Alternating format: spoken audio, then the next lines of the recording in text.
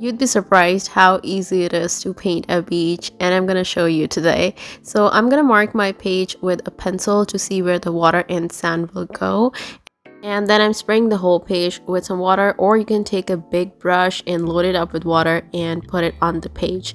The page needs to be wet, and I'm doing it only in the part where the water will go. Now spray your watercolors to activate them, let them sit for a bit, and that's how you get saturation. I'm taking a blue color. Any blue will do for this painting. You can pick your own shade of blue for this. And I'm doing the whole water part with that blue.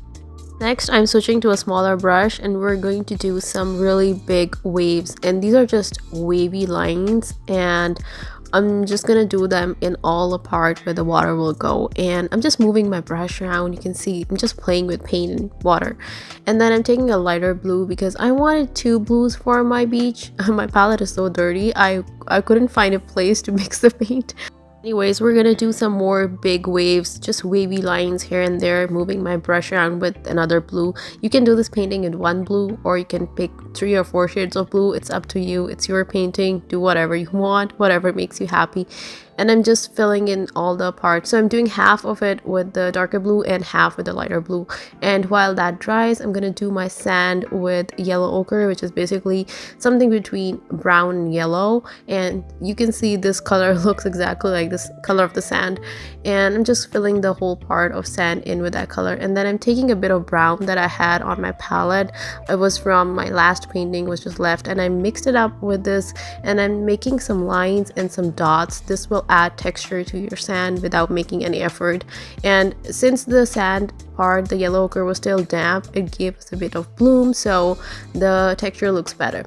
Now that the water part is almost dry, we're gonna do more big waves, just more big waves again, and then I'm softening them with water. So I put some paint, do a wavy line, and then I take some water on my brush and soften the wave.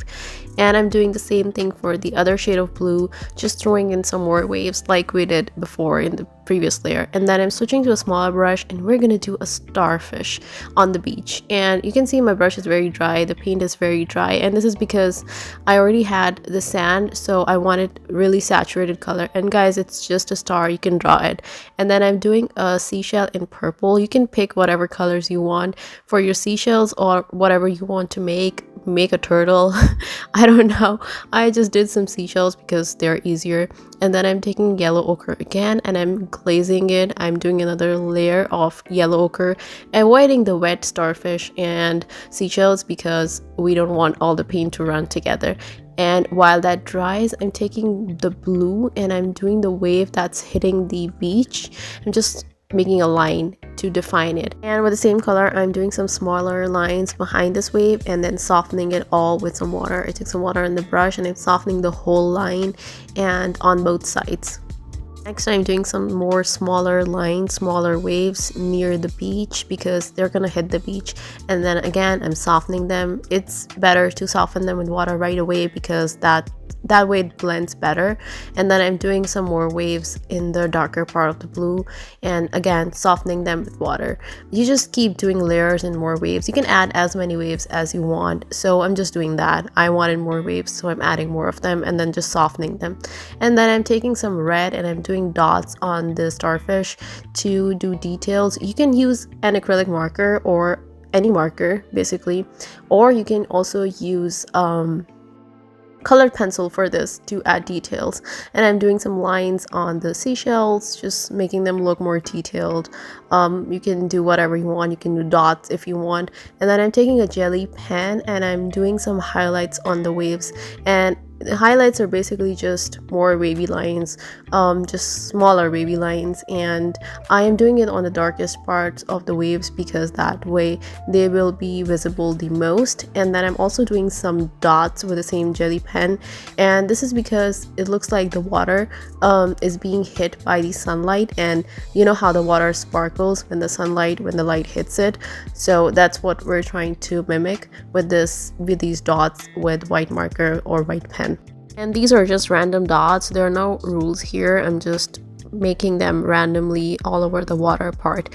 And next I'm taking some white gouache and I'm gonna make some sea foam, and I'm following my wave as the wave that we defined before that's hitting the beach as a guide for this.